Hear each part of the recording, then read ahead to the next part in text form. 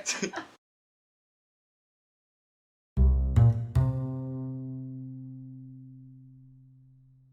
Together we operate Courtesy, which is a branding and design agency and offers consultancy to the hospitality industry, alongside Extra Fancy, which owns and operates venues such as Moonlight Club and Kiki Lounge.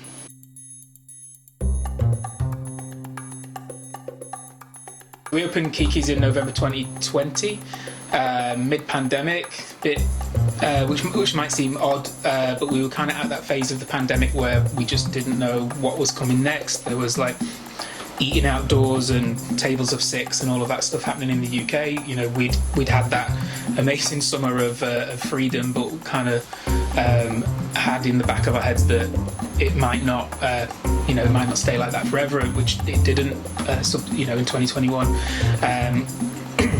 So Kiki's came out of, a nightclub, i.e. Peggy's wasn't really that COVID friendly.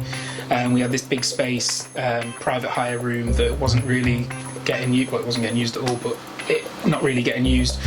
So we decided to open a table service cocktail bar, which is where Kiki's came from. We ended up on like a tropical theme, purely to kind of give people a bit of escapism during that time where no one could very easily leave the rock, I guess. So yeah, we've been big. We have like limbo competitions, drinks with sparklers in, umbrellas, or Hawaiian shirts, and it's kind of just continued. So to reach like a 2-year milestone of something that was essentially a pandemic pop-up is pretty epic, really.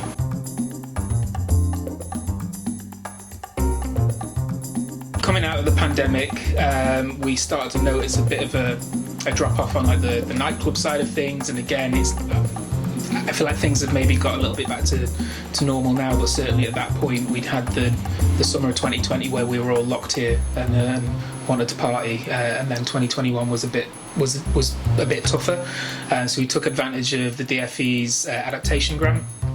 We flipped the other half of our venue, Peggy's, into a pop-up space. So we did a Christmas pop-up themed around Home Alone last Christmas, called Filthy Animals. We had a Valentine's pop-up called Heartbreak Motel. And we then flipped to Moonlight Club, which is a 80s and 90s nightclub. So we've kind of come full circle. Which was super popular at TT, and we decided to keep that open a little longer, and it's going to be here for Christmas this year too.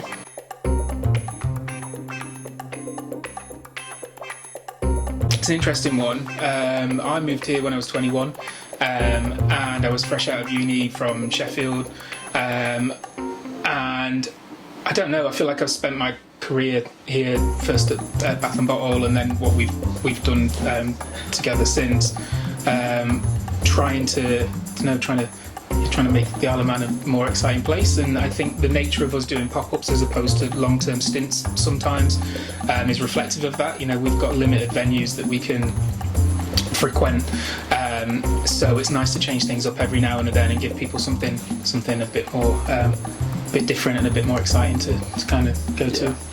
I think I had a very different path to lots of my peers. Instead of going to university across in the UK, I made the decision to study a degree on Ireland at UCM, and it enabled me to be able to build my career on the Isle of Man, and I think that's something that a lot of people don't consider as a viable option, but I think that more people should try and push that direction, because it's paid dividends for me, honestly. Yeah, you've got a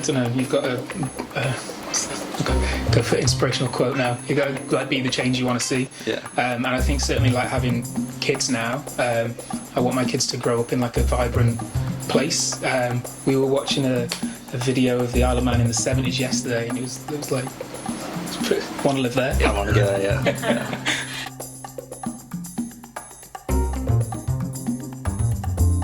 Earlier this year, I was announced as the recipient of the first ever 50 Best Bars The Blend Scholarship, which in essence is going to provide me with the opportunity to learn hospitality and bartending from some of the best bars in the world, including the Connaught in Mayfair and Katana Kitten in New York, as well as an opportunity to visit and work for an editorial company in Madrid. And yeah, it's an amazing opportunity, but more, I think what was really nice for me was being able to represent the Isle of Man and showcase the Isle of Man and the produce that is being showcased locally, and show that to the world. And as a result of my journey, I also then most recently got awarded with the Isle of Man Awards for Excellence Young Ambassador of the Year, which was like a really nice accolade to be a recipient of.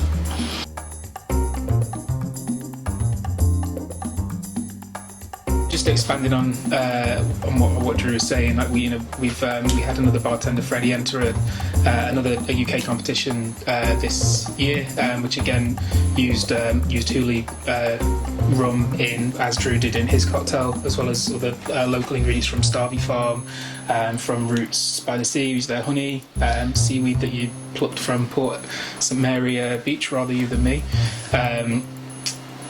But it's super important to me, and I know it is to Drew, as he's already said, about shining a little spotlight on those local businesses doing great things as well.